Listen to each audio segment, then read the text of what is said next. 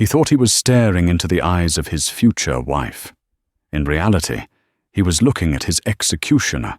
Arthur Sterling had everything: a tech empire worth billions, a penthouse overlooking the city, and finally, after years of loneliness, a woman who claimed to love him. But as he raised his glass of vintage Cabernet for a celebratory toast, he didn't see the white powder dissolving into the dark red liquid. He didn't see the malice in his lover's smile, but someone else did. A struggling waitress named Helen saw it all, and in the split second between life and death, she made a choice that would shatter their world and reveal a conspiracy darker than anyone could have imagined. This is the story of how a silent swap saved a millionaire. Arthur Sterling adjusted the platinum cufflink on his left wrist, checking his reflection in the darkened window of the obsidian room. At 58, Arthur still cut an impressive figure. He had the kind of jawline that suggested stubbornness, and the kind of eyes that suggested he had seen too many spreadsheets and not enough sunsets.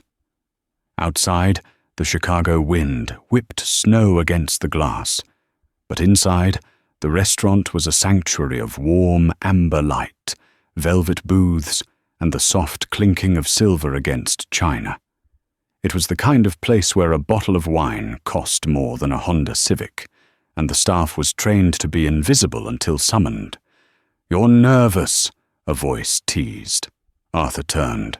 Veronica Vane was sliding into the booth opposite him. If the restaurant was beautiful, Veronica was devastating. 32 years old, with hair like spun gold, and a smile that could convince a man to sign away his soul, which was, ironically, exactly what was on the agenda for tonight. "I'm not nervous," Arthur lied, signaling the sommelier. "Just eager. It's a big night." Veronica reached across the table, her fingers brushing his. Her nails were painted a deep blood red. "It is. Tonight marks 6 months, Arthur, and the beginning of everything else." Watching them from the service station was Helen Jenkins. Helen was 24, tired, and currently trying to mentally calculate if her tips tonight would cover the rent hike on her studio apartment in the sketchy part of Cicero. She smoothed her black apron, pushing a stray lock of brown hair behind her ear. To men like Arthur Sterling, Helen was part of the furniture. She was a pair of hands that delivered plates and removed crumbs. "Table 4 looks intense," whispered David, the bartender, as he polished a glass. "That's Sterling, the software guy, worth a mint." "He looks lonely," Helen murmured, her eyes lingering on Arthur, even with her sitting right there. "That's Veronica Vane," David scoffed. "She's been on the arm of 3 different CEOs in the last 5 years. Rumor is the last one had a skiing accident in Aspen just before the wedding." Helen felt a chill that had nothing to do with the drafty service door. She watched as Arthur laughed at something Veronica said, his face lighting up with a vulnerability that made him look younger, softer. He looked like a man who was starving for affection and had finally been thrown a scrap of meat. "I'll take the table," Helen said quietly. "It's Mario's section," David warned. "Mario is on a smoke break. Again, I'll take it." Helen grabbed the water pitcher and moved toward table 4. As she approached, she practiced her invisibility. The trick was to serve from the left, clear from the right, and never, ever make eye contact unless spoken to. "So the lawyers said the trust transfer needs your signature by midnight to be valid for this fiscal year," Veronica was saying. Her voice was low, silky, but there was an edge to it, a tightness. Arthur sighed, picking up the menu. "Ronnie, can we just eat first? I promised you I'd sign it. The merger of our assets is happening. I just want to enjoy the Pinot Noir and the ribeye." "Of course, darling," Veronica said, leaning back. But Helen noticed something, Veronica's eyes didn't smile. Her mouth curved up, but her eyes remained cold, calculating, scanning the room like a predator checking for traps. Helen poured the water. Arthur nodded a vague thanks without looking at her. Veronica ignored her entirely, her hand dropping to her purse on the seat beside her. "I'll have the 2015 Cabernet," Arthur told the sommelier who had materialized. "And bring 2 glasses. But, actually, bring the bottle. We're celebrating." "Excellent choice, Mr. Sterling." As Helen retreated to the shadows, she couldn't shake the feeling of dread in her stomach. She had grown up in a house full of secrets. Her father had been a grifter, a man who smiled while picking your pocket. She knew the look of a hustle.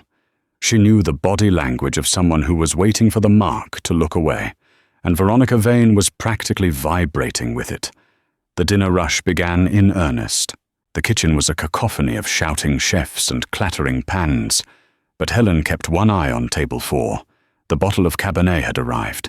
The sommelier poured the first taste for Arthur. He swirled, sniffed, and nodded. The glasses were filled. A deep, rich ruby red. "To us," Arthur said, raising his glass. "To the future," Veronica replied. They clinked glasses. Arthur took a sip, savoring it. Veronica took a tiny, performative sip, barely wetting her lips, before setting the glass down. "Oh, Arthur," Veronica said suddenly, her hand flying to her chest. I think I left my phone in the coat check. I was expecting a call from my mother." "I can have the staff check," Arthur offered, starting to rise. No, sit," she insisted, her voice raising a pitch. "I'll just look in my clutch again. Maybe it fell under the table." She dropped her napkin. It fluttered to the floor near Arthur's feet. "I've got it," Arthur said, ever the gentleman. He bent down, disappearing beneath the rim of the table to retrieve the linen. It happened in less than 3 seconds.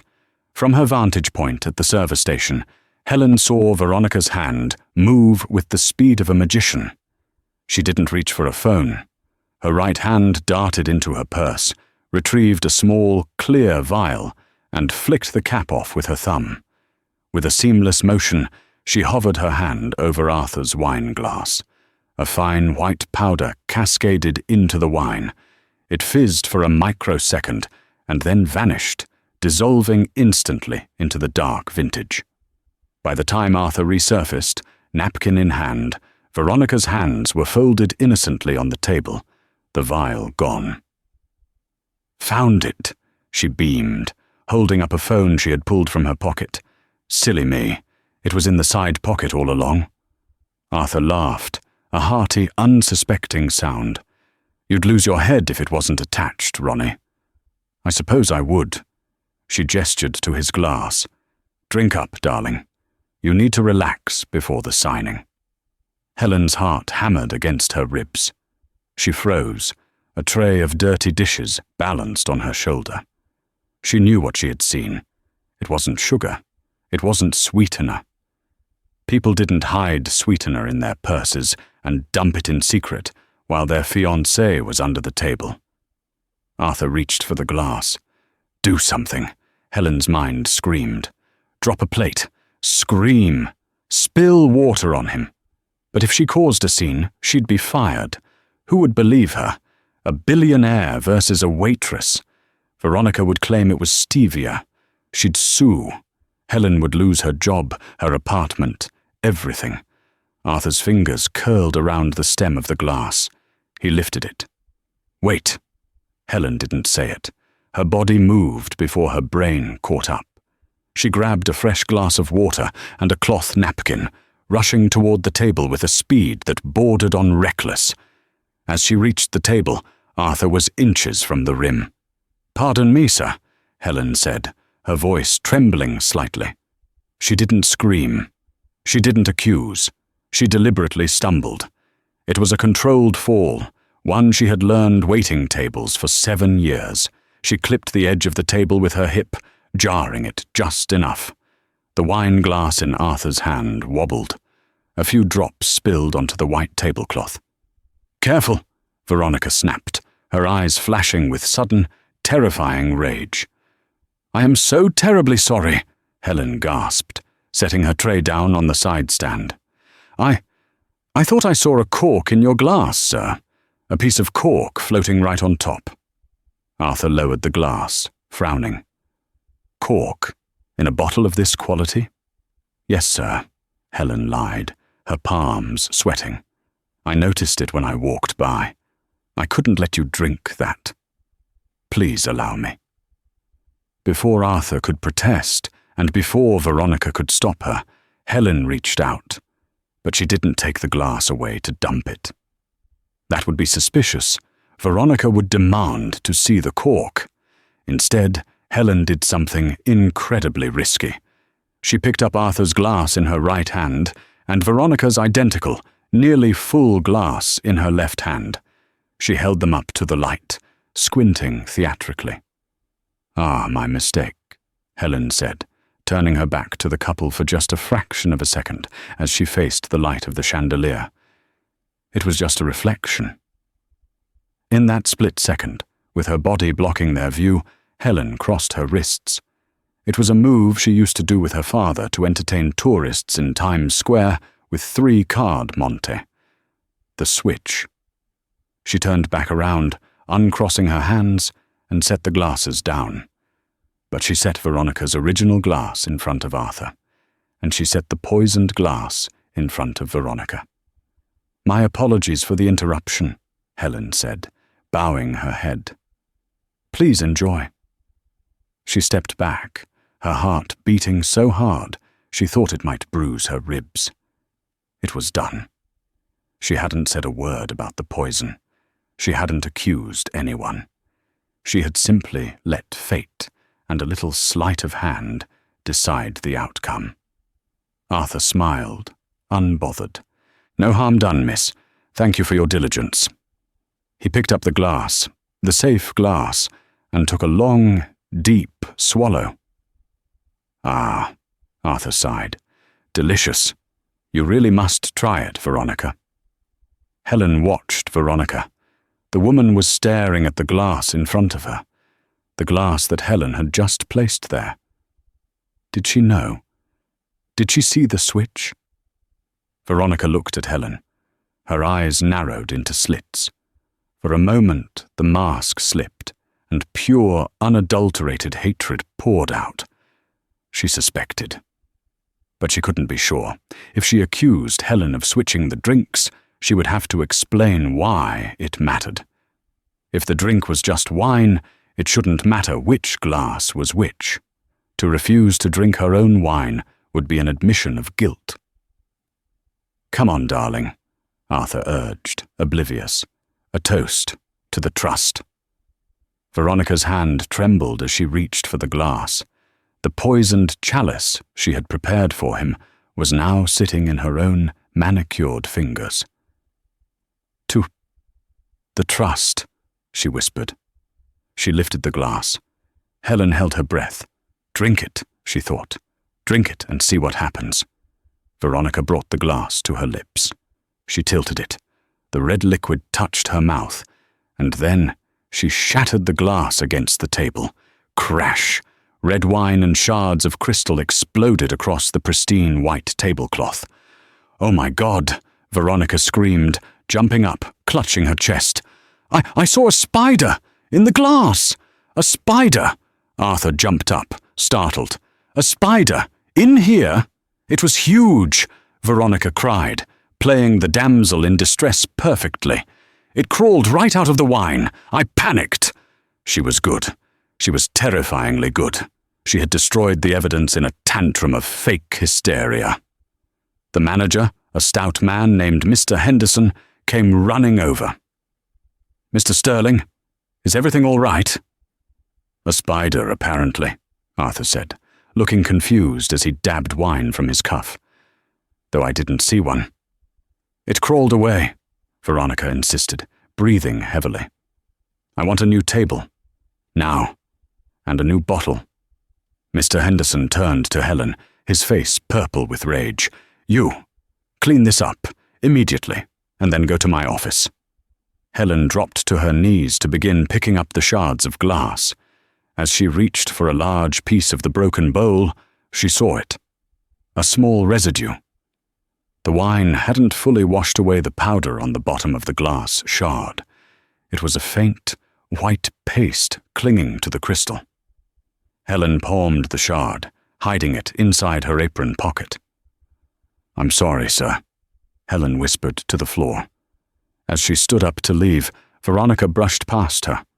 The woman leaned in close, her lips brushing Helen's ear. Her perfume was expensive, heavy, and suffocating. "I don't know who you are," Veronica hissed, her voice low enough that only Helen could hear. "But if you ever pull a stunt like that again, you won't just lose your job. You'll lose your life." Veronica pulled back, flashing a bright, fake smile at Arthur. "Come, darling, let's go to the bar while they clean this mess." Arthur put his arm around Veronica. "Ideally, we should just sign the papers now, Ronnie, before any more excitement." "Yes," Veronica said, her eyes fixed on Helen's retreating back. "Let's go sign the papers." Helen walked into the kitchen, her hands shaking. She touched the sharp glass in her pocket. She had saved him from drinking it, but she hadn't saved him from her. Veronica was still going to get him to sign the papers. And once those papers were signed, once the assets were transferred, Veronica wouldn't need a sleeping pill or a heart attack inducer. She could kill him any way she wanted. Helen looked at the back exit. She could leave. She could run. It wasn't her business. But then she remembered Arthur's sad, hopeful eyes. "To the future," he had said. Helen took off her apron. She wasn't going to Mr. Henderson's office. She was going to follow them. The Chicago winter bit through Helen's thin waitress uniform like a mouthful of broken glass. She stood on the curb outside the obsidian room, hugging her arms to her chest, watching the taillights of Arthur Sterling's sleek black Maybach dissolve into the snowy traffic. She had been fired. Mr. Henderson hadn't even let her finish her shift. He'd ripped the apron off her, tossed $40 in cash at her feet, her severance, and told her if she ever stepped foot in the restaurant again, he'd call the cops. She had the shard of glass wrapped in a napkin in her pocket. It felt heavy, like a radioactive isotope. "Taxi!" Helen screamed, waving her hand frantically. A yellow cab screeched to a halt, splashing slush onto her worn sneakers. She dove inside. "Follow that Maybach up ahead," she said, pointing. "The black one with the diplomatic plates." The driver, a heavy-set man with a thick mustache named Igor, eyed her in the rear-view mirror. "Lady, this isn't a movie. I need a destination." "Sterling Tower," Helen guessed. "Just go to Sterling Tower on Michigan Avenue. Fast. I'll give you 20 extra." It was a gamble, but a calculated one. Men like Arthur Sterling didn't go clubbing after a spider incident. They went home to their fortresses. As the cab wove through traffic, Helen pulled out her phone. She had an old iPhone with a cracked screen, but it still worked. She Googled, "White powder dissolves instantly in wine symptoms." The results were a terrifying cocktail of chemical names: cyanide, arsenic, ricin. But most didn't dissolve that fast or were tasteless. Then she found a forum post about foxglove derivatives and synthesized digitalis, heart attack mimics. Hard to trace if the victim had a history of heart issues. Did Arthur have a bad heart? She searched, Arthur Sterling Health. A Forbes article from 2 years ago popped up. Tech mogul Sterling recovering from mild cardiac arrhythmia. "Bingo," Helen whispered, a cold sweat breaking out on her neck. Veronica wasn't just poisoning him. She was exploiting a pre-existing condition. It would look like natural causes. A stress-induced heart attack right after signing a massive merger. The grieving widow would inherit the Han Empire, and the board of directors would move on within a week. "We're here," Igor grunted. The Sterling Tower pierced the night sky, a monolith of glass and steel that seemed to look down on the rest of the city with disdain. Helen threw the cash at the driver and scrambled out. She saw the tail end of the Maybach disappearing into the private underground garage. She couldn't follow them there. Security would stop her instantly. She had to use the front, but the doorman looked like he wrestled bears for a living. Helen ducked into the alleyway beside the building. She needed a way in. She looked up. The building was impenetrable, but every fortress has a service entrance. She saw a delivery truck idling near the loading dock. Fresh linens, the side of the truck read. Helen's mind raced. She was still wearing her black button-down shirt and black slacks, the universal uniform of service staff everywhere. If she ditched her coat, she would freeze, but she would look like she belonged. She stripped off her coat, stashing it behind a dumpster. Shivering violently, she walked toward the loading dock with her head down, holding her phone to her ear as a prop. "Yeah, Mr. Henderson sent me," she said loudly to no one, walking with purpose. "He forgot the napkins for the penthouse catering. I'm running late." The guard at the loading dock bay was busy checking a clipboard. He glanced at her. "Delivery." "Sterling Penthouse," Helen said, not breaking stride. "Emergency catering supplement. Henderson will have my head if I'm not up there in 5. The guard looked at her shivering form, her black uniform, and the sheer panic in her eyes. Panic usually meant truth in his line of work. "Service Elevator B badge is on the wall. Bring it back down." "Thanks." Helen grabbed a guest badge and sprinted for the elevator. As the doors closed, she slumped against the metal wall, her breath misting in the cold air. She was in. But now came the hard part. The penthouse was on the 90th floor, and once those doors opened, there would be no place to hide. The elevator climbed. Her ears popped. Ding! The doors slid open. Helen stepped out, not into a hallway, but directly into a foyer that was larger than her entire apartment building. The floor was marble. The walls were lined with modern art that probably cost millions, and the view of Chicago was breathtaking. But it was quiet. Too quiet. To her left, a grand staircase swept upward. To her right, a long corridor. She heard voices drifting from the corridor. "Can't believe you smashed the glass, Ronnie. That was a vintage bottle." Arthur's voice.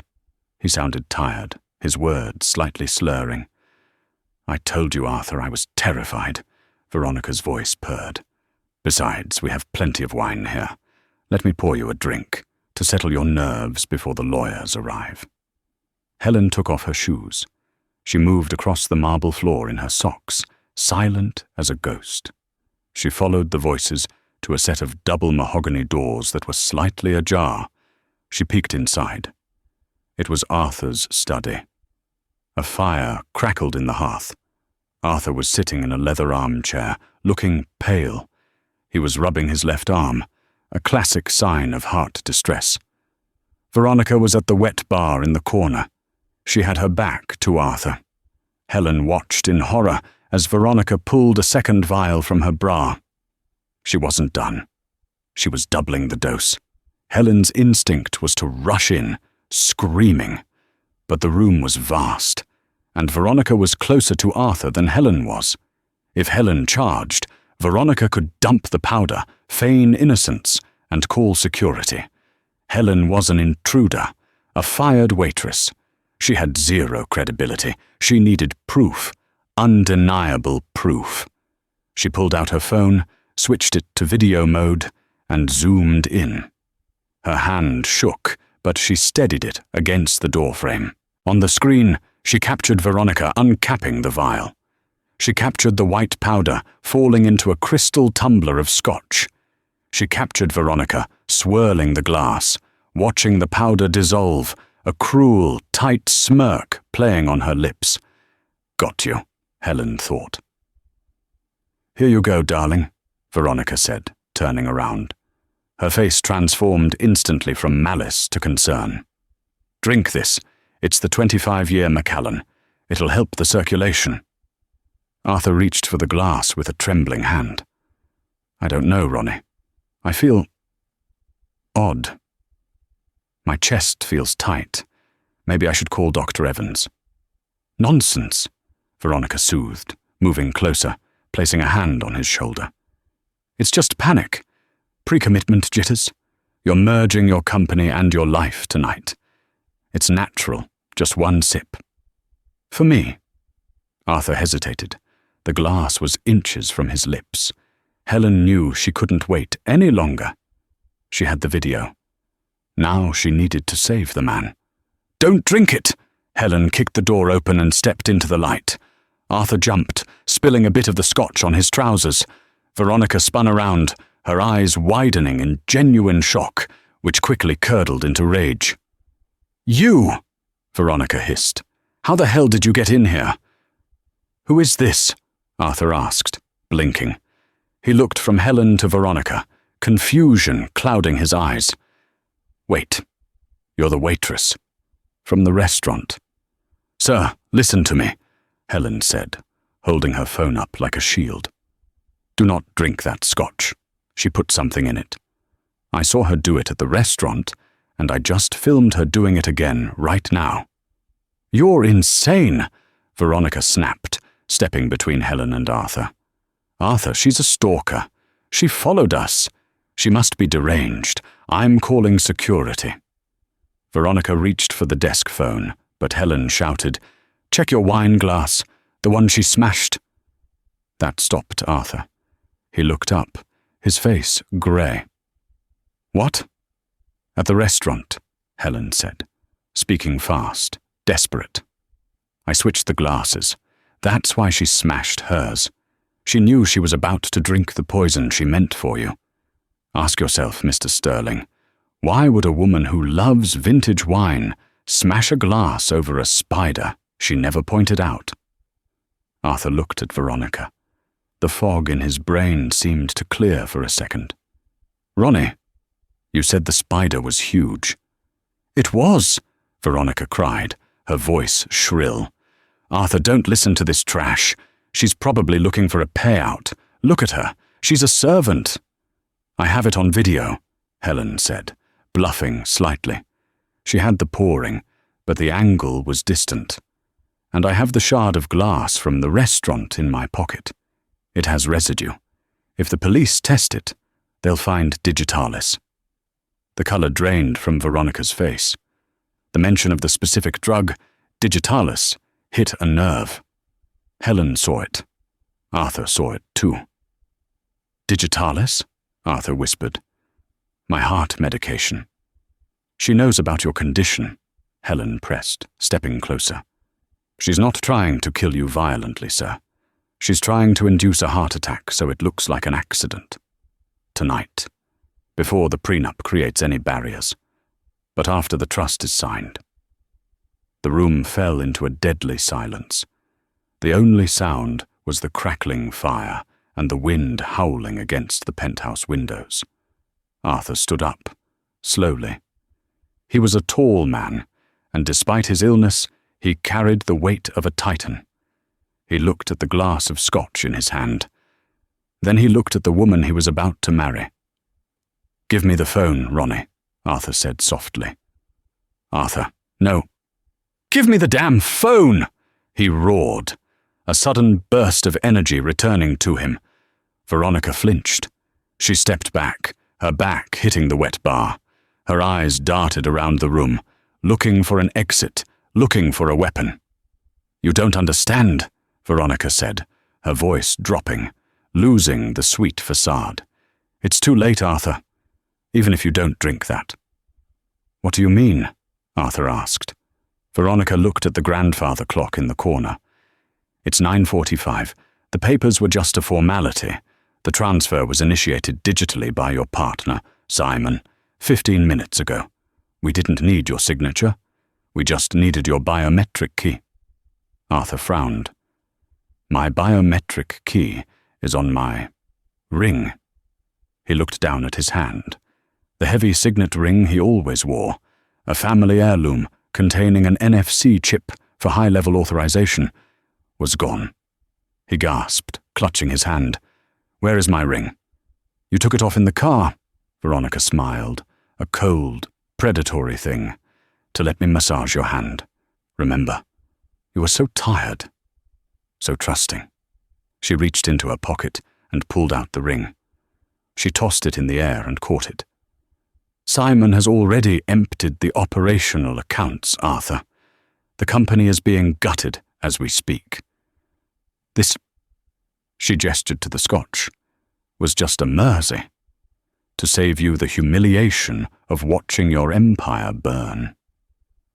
Helen felt a knot of nausea. It wasn't just murder. It was a heist, a corporate assassination. "Simon," Arthur swayed, grabbing the desk for support. "Simon built this company with me. He wouldn't. Simon has gambling debts, darling. Massive ones. And I?" Veronica stepped forward, emboldened by her victory. "I'm just the closer." She looked at Helen. "And you? You're just collateral damage." Veronica pulled a small, sleek pistol from beneath the wet bar counter. It was a silencer-equipped pistol, likely Arthur's own, kept for protection. She leveled it at Helen's chest. "Put the phone down," Veronica commanded, "and kick it over to me." Helen's hands trembled. She slowly lowered the phone. She had played her hand, but she hadn't anticipated the gun, or the betrayal of the partner. "Do it!" Veronica screamed. Helen bent down to place the phone on the floor.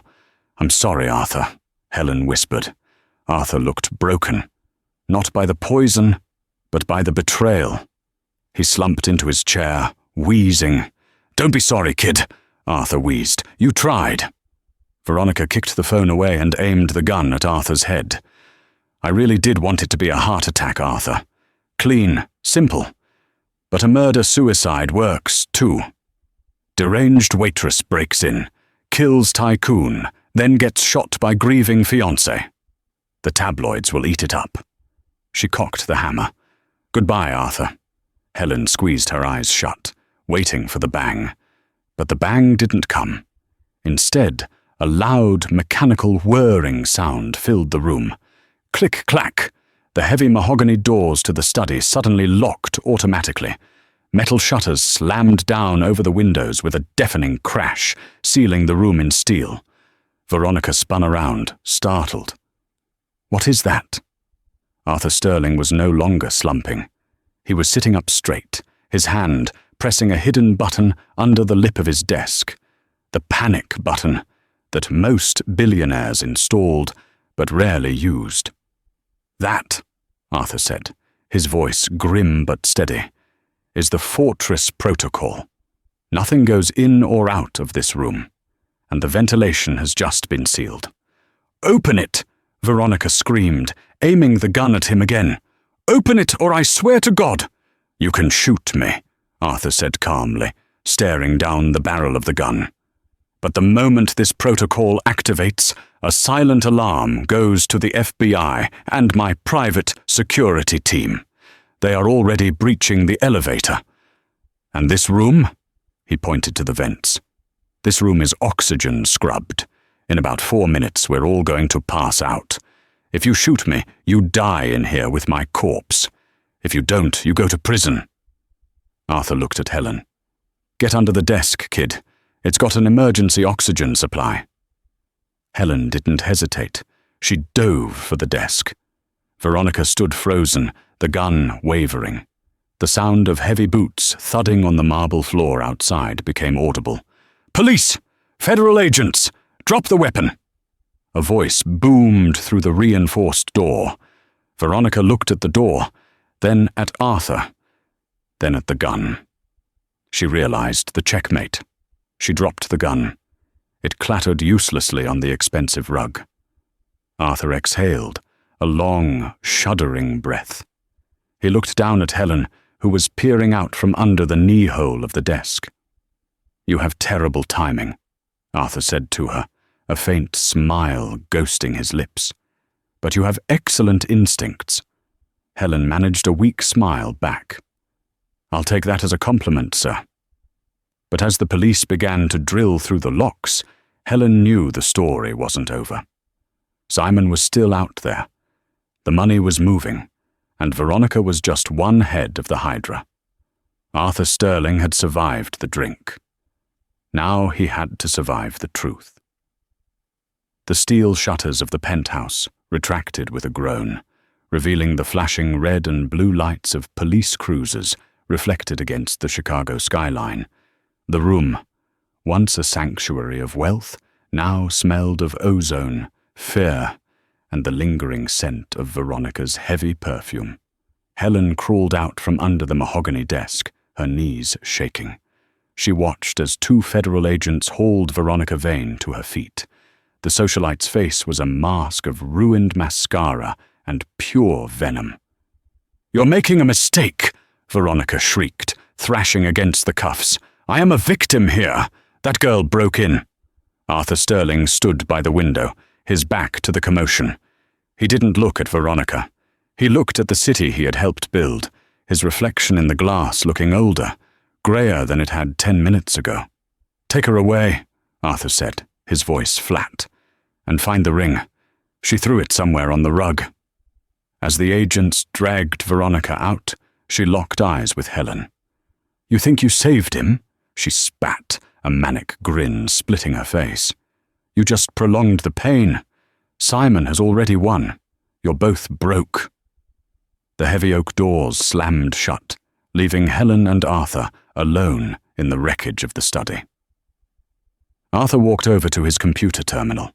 His hands, usually steady enough to solder a microchip, were trembling. He typed in a manual override code. "Access denied," the robotic voice of the system declared.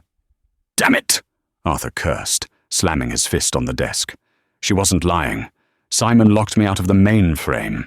He's using the master key from my ring to authorize a total liquidity transfer to the Caymans. Helen stepped forward, smoothing her wrinkled uniform. "Who is Simon?" Arthur looked up, as if surprised she was still there. "Simon is my oldest friend. We started Sterling Systems in a garage 30 years ago. He's the CTO. He built the security architecture. If he's turned on me, he knows every back door, every loophole." Arthur stared at the screen. A progress bar was pulsing red in the center of the monitor. "Asset migration, 65% complete." 65%, Arthur muttered. "That's $4 billion already gone. In 20 minutes, the company will be a hollow shell. Thousands of employees, pensions, all gone." He slumped into his chair, burying his face in his hands. "I can't stop it remotely. He's cut the external access."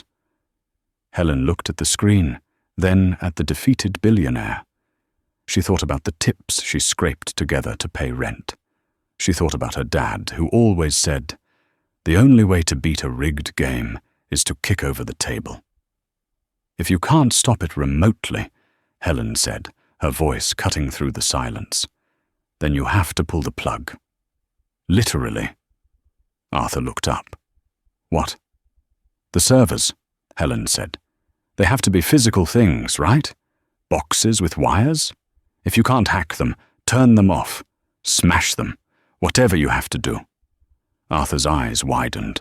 A spark of life returned to them. "The cold storage facility. It's in the basement of the headquarters downtown. It's an air-gapped system. But Simon must have bridged it to the internet to do the transfer. If I can get to the server room, I can activate the electromagnetic kill switch. It would fry the hard drives, but it would stop the money from leaving." He checked his watch. "But we have to get across town in 15 minutes in a snowstorm." Arthur grabbed his coat. He looked at Helen. "I don't even know your name." "Helen. Helen Jenkins." "Helen," Arthur said, buttoning his coat. "You saw the poison when no one else did. You saw the glass switch. You have eyes that see what people are trying to hide.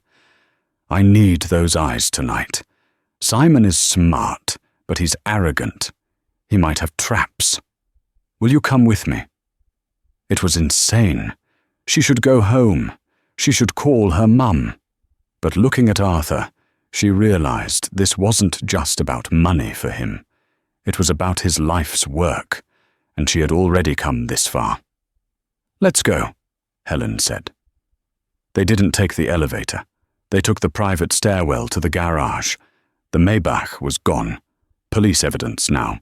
So Arthur ran toward a dusty, tarp-covered shape in the corner. He pulled the tarp off to reveal a vintage 1969 Ford Mustang, black on black. "My first car," Arthur said, the ghost of a smile appearing. "No GPS, no tracking chips. Simon won't see us coming." The engine roared to life, echoing off the concrete walls. Helen buckled in. Arthur gunned the engine, and they peeled out of the garage, drifting onto the snowy streets of Chicago. The race was on. The drive was a blur of white snow and red taillights. Arthur drove with a focused intensity, weaving through traffic with a skill that belied his age. "My father was a con artist," Helen said suddenly, gripping the dashboard handle as Arthur swerved around a bus. "Excuse me?" Arthur asked, eyes on the road. "You asked how I saw the poison," Helen explained. "My dad. He taught me the hustle, the three-card Monte, the switch. He taught me that people only look at what you want them to see." Veronica. She was too perfect. That's the tell. When something is too perfect, it's a distraction. Arthur tightened his grip on the steering wheel. "I was the mark," he said bitterly. "I built a fortress to keep enemies out, but I invited the enemy to dinner and asked her to marry me." "Love makes you blind, Mr. Sterling," Helen said softly. "It doesn't make you stupid. It just makes you human." Arthur glanced at her, surprised by the wisdom in her tired voice. "Call me Arthur." They screeched to a halt in front of the Sterling Systems headquarters. It was a glass spire, dark and imposing. The lobby lights were off. The security gates were down. "Power is out," Arthur noted. "Simon cut the grid to bypass the alarms. He's inside." They ran to the side entrance. Arthur punched a code into the keypad.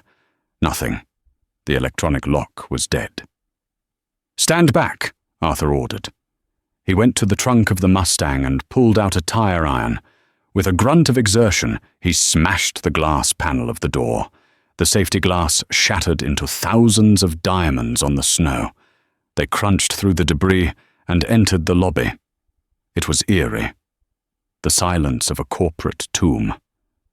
"The server room is on the sub-level," Arthur whispered. "B2. "We have to take the stairs." They descended into the darkness, lit only by the flashlights on their phones. The air grew colder as they went underground. The hum of machinery grew louder, the sound of the servers working overtime, processing the massive theft. At the bottom of the stairs, a heavy steel door blocked their path. "Server farm. Authorized personnel only." Arthur tried the handle. Locked. "He's in there," Arthur whispered. "I can hear the cooling fans running at max capacity." "How do we get in?" Helen asked. "I have a key," Arthur said, reaching into his pocket.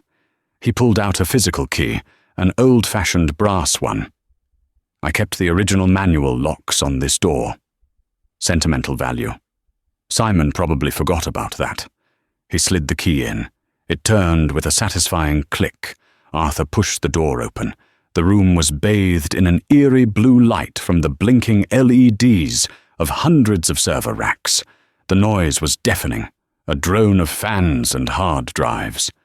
In the center of the room, sitting at the main terminal, was a man.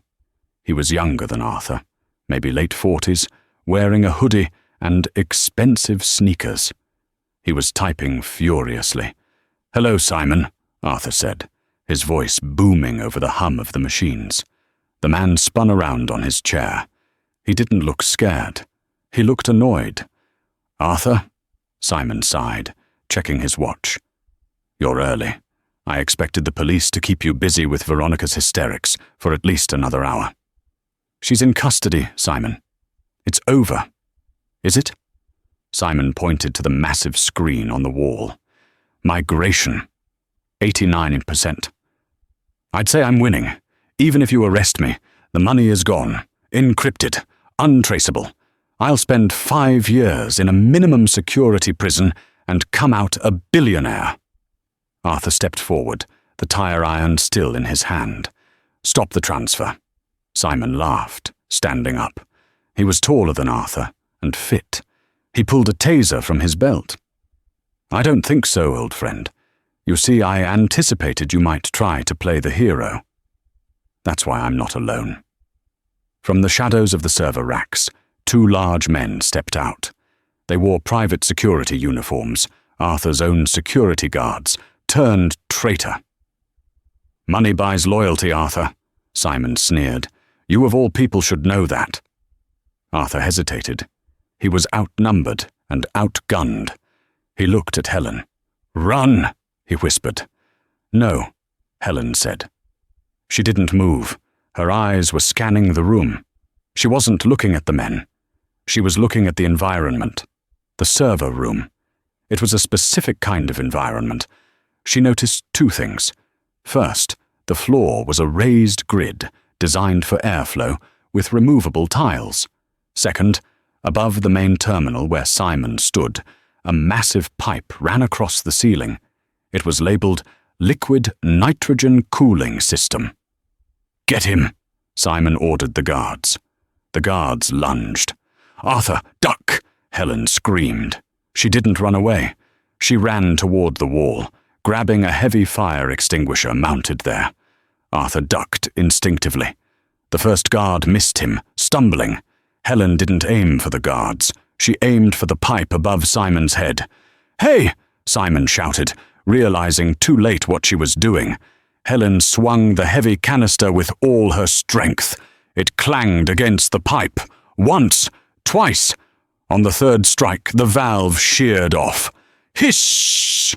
A plume of supercooled liquid nitrogen exploded from the pipe, creating an instant curtain of freezing white fog. Ah! Simon screamed as the freezing gas hit the computer terminal. The liquid nitrogen didn't just freeze the air, it poured directly onto the main console, the console controlling the transfer. Electronics and supercooling fluids don't mix when exposed violently. Spark! Pop! The terminal exploded in a shower of sparks and smoke. The screen on the wall flickered. Migration paused. Connection lost. You idiot! Simon roared, backing away from the freezing cloud, coughing. You've fried the interface. The sudden chaos confused the guards. The room was filling with dense, freezing fog. Visibility dropped to 0. Helen! Arthur called out, blind in the fog. I'm here. Helen's voice came from the left. The floor tiles. Pull them up. Arthur understood instantly. The guards were rushing blindly through the fog toward where they had last seen them. Arthur dropped to his knees and yanked up 2 of the floor tiles, creating a gaping hole in the raised floor. He scrambled back just as the first guard came charging through the mist. Crash! The guard's foot found empty air. He fell face first, his shin slamming against the metal edge of the floor, knocking the wind out of him. The second guard hesitated, swinging his baton wildly in the smoke. Helen emerged from the fog like a phantom. She still held the fire extinguisher. She swung it low, sweeping the second guard's legs. He toppled over, landing on top of his partner in the pit. The kill switch! Helen yelled. Do it now! Arthur scrambled toward the far wall, past the sparking, ruined terminal. Simon was there, frantically trying to type on a backup keyboard, his fingers numb from the cold. No! Simon yelled, tackling Arthur. The 2 men hit the ground. Simon was younger and stronger, but Arthur was fighting for his life. Simon punched Arthur in the jaw, dazing him. I built this! Simon screamed, grabbing Arthur by the lapels. I deserve this! Arthur reached out, his hand groping for purchase. His fingers closed around a loose cable from the destroyed server rack, a high-voltage power cable. You built it! Arthur gasped, spitting blood. "But I own it." Arthur jammed the live cable into the metal frame of the server rack Simon was leaning against. Zap! A localized shockwave threw Simon backward. It wasn't lethal, but it was enough to convulse his muscles and knock him unconscious. He slumped to the floor, twitching. Arthur scrambled up, bruised and bleeding. He reached the red lever on the wall encased in glass. Emergency shutdown. He shattered the glass with his elbow and pulled the lever down. Thunk, thunk, thunk. The sound of heavy breakers tripping echoed through the room. The lights died completely. The hum of the servers stopped. The blue LEDs faded to black. The room went silent, save for the hissing of the remaining nitrogen. Arthur pulled out his phone. The screen was cracked, but it glowed in the dark. Transfer failed. Funds reverted to source. Arthur let out a breath that was half laugh, half sob. He slumped against the wall, sliding down until he was sitting on the floor. Helen limped over to him. She had a cut on her forehead, and her uniform was covered in white frost. "Did we win?" she asked, shivering. Arthur held up the phone screen. "We won." He looked at her in the dim light of the phone. "You just saved $4 billion with a fire extinguisher." "And a little physics," Helen smiled weakly. "Liquid nitrogen expands rapidly. Makes for a good distraction." Sirens began to wail in the distance, getting closer. The police had finally caught up. Arthur reached out and took Helen's hand. "Helen, you're fired." Helen's heart dropped. "What?" "You're fired from that diner," Arthur said, squeezing her hand. "As of tomorrow, you're the new head of corporate security for Sterling Systems. Starting salary is $200,000 a year, plus bonuses." Helen stared at him. I don't have any qualifications." Arthur looked at the unconscious Simon, the trapped guards, and the destroyed server room. "You have the only qualification that matters," Arthur said. "Loyalty, and the ability to spot a rat." Helen laughed, tears springing to her eyes. "I'll take the job." But as the police flashlight beams began to cut through the smoke at the door, Arthur's expression hardened. "There's just one thing left," he said quietly. "What?" Veronica and Simon were working together, but Simon mentioned debts, massive gambling debts. People like Simon don't just owe casinos, they owe dangerous people, the kind of people who don't care if the transfer failed. Arthur looked at the darkness of the open door. "This isn't over, Helen. We stopped the theft, but now we have a target on our backs." The victory was sweet, but the night wasn't over. The shadows held one final secret. The fallout was swift and brutal, but this time, Arthur Sterling wasn't the victim. Federal agents swarmed the server room. Simon, shivering and defeated, gave up everything before the handcuffs were even fully clicked shut. To save his own skin from the dangerous creditors he owed, he turned state's witness, exposing a network of corporate espionage that implicated 3 other tech firms, and, damningly, Veronica Vane. Veronica was arrested in the penthouse, still screaming that she was the future Mrs. Sterling. The footage Helen had captured on her cracked iPhone, showing the powder being poured, was the final nail in her coffin. The spider defense didn't hold up against toxicology reports, finding digitalis residue in her purse. 6 months later. The mid-afternoon sun shone through the windows of the obsidian room. It was the same restaurant where it had all begun, but the atmosphere felt different today. Lighter. Helen Jenkins walked through the front door. She wasn't wearing a stained apron or comfortable shoes for a double shift. She was wearing a tailored navy blazer, her hair styled sharply, holding a tablet with the confidence of an executive. She walked past the host stand. The new manager, a polite woman who had replaced the tyrannical Mr. Henderson, nodded respectfully. "Good afternoon, Miss Jenkins." Mr. Sterling is waiting at table 4. Helen approached the table. Arthur was there. He looked 10 years younger. The grey pallor of heart disease and stress was gone, replaced by a healthy glow. He was drinking sparkling water. "You're late," Arthur teased, checking his watch. "I thought my head of security was supposed to be punctual."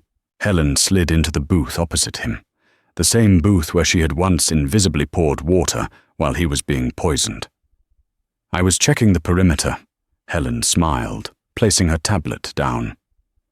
"And I was reviewing the background checks on the new board members. You'll be happy to know none of them have secret gambling debts or vials of poison in their pockets." Arthur chuckled. "That is a relief." They ordered lunch. When the bill came, Arthur reached for it out of habit. "No," Helen said, putting her hand over the check. "Helen, please. I'm the billionaire. And I'm the one who owes you," Helen said seriously. "You didn't just give me a job, Arthur. You gave me a life. My dad, he was a grifter, yeah. But he always wanted me to use my sight for something better than 3-card Monty. You gave me that chance." Arthur pulled his hand back. He looked at the young woman who had gone from clearing his crumbs to saving his empire. "You saved my life, Helen. I think that covers the tab for eternity." "Let me buy lunch," she insisted. "Consider it a tip." Arthur smiled, a genuine, warm expression that reached his eyes. "All right. Lunch is on you." Helen handed her card to the waiter, a young man who looked tired and overworked, much like she had been. "Keep the change," Helen told the waiter, writing a generous tip on the receipt. "And hang in there. You never know who's sitting at your tables." As they walked out onto the snowy Chicago street, Arthur Sterling and Helen Jenkins looked less like a tycoon and his employee, and more like a father and daughter. They had survived the poison, the lies, and the greed. They stepped into the waiting car, ready to face whatever the world threw at them next. But this time, they were watching each other's backs. Arthur Sterling's story is a terrifying reminder that the greatest dangers often hide behind the most beautiful smiles. He had built a fortress to protect his wealth, but he had left the front door open to the one person he thought he could trust. It took Helen, a woman invisible to the world of the elite, to see the truth. Her story teaches us that intuition is a survival instinct we should never ignore. Whether it's a spider in a wine glass or a deal that seems too good to be true, sometimes the smallest details are the difference between life and death. In a world full of Veronicas and Simons, be a Helen. Watch the hands, not the smile. What a roller coaster. I honestly got chills when Helen smashed that nitrogen pipe. Now I want to ask you, if you were Helen and you saw someone poisoning a drink, would you have intervened, or would you have been too scared to lose your job? Let me know in the comments below. I read every single one. If you enjoyed this story of justice served cold, please smash that like button and subscribe to the channel. It really helps us bring more of these dramatic, real-life stories to you. Don't forget to hit the bell notification so you never miss a twist. Thanks for watching, and stay safe out there.